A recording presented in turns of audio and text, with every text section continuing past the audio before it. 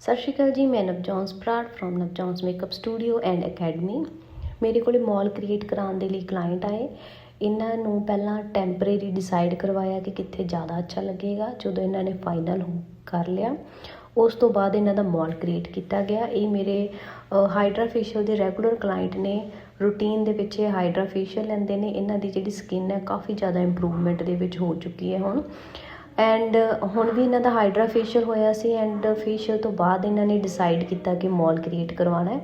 ਸੋ ਇਹਨਾਂ ਦੇ ਮਾਲ ਕ੍ਰੀਏਟ ਕੀਤਾ। ਇਹ ਜਸਟ 2 ਮਿੰਟ ਦਾ ਪ੍ਰੋਸੈਸ ਹੀ ਹੈ। ਜੇ ਤੁਸੀਂ ਵੀ ਮਾਲ ਕ੍ਰੀਏਟ ਕਰਵਾਉਣਾ ਚਾਹੁੰਦੇ ਹੋ ਤਾਂ ਸਲੂਨ 'ਤੇ ਵਿਜ਼ਿਟ ਕਰ ਸਕਦੇ ਹੋ ਔਰ ਦਿੱਤੇ ਹੋਏ ਨੰਬਰ 'ਤੇ ਕੰਟੈਕਟ ਕਰ ਸਕਦੇ ਹੋ। ਔਰ ਤੁਸੀਂ ਦੇਖ ਸਕਦੇ ਹੋ ਕਿ ਇਹਨਾਂ ਦਾ ਜਦੋਂ ਮਾਲ ਕ੍ਰੀਏਟ ਹੋਇਆ ਐਂਡ ਉਸ ਤੋਂ ਬਾਅਦ ਜਿਹੜੀ ਸੀ ਆਫਟਰ ਕੇਅਰ ਇਹਨਾਂ ਨੂੰ 1 ਡੇ ਦੀ ਉਹ ਪ੍ਰੋਪਰ ਦੱਸੀ ਗਈ ਹੈ ਕਿ ਤੁਸੀਂ ਕਿੱਦਾਂ ਇਸ ਦੀ ਕੇਅਰ ਕਰਨੀ ਹੈ ਤਾਂ ਕਿ ਇਹ ਲੌਂਗ ਲਾਸਟਿੰਗ ਰਹੇ। ਔਰ ਇਹ ਦੇਖ ਸਕਦੇ ਹੋ ਤੁਸੀਂ ਇਹਨਾਂ ਦਾ ਕ੍ਰੀਏਟ ਕੀਤਾ ਹੋਇਆ ਮਾਲ।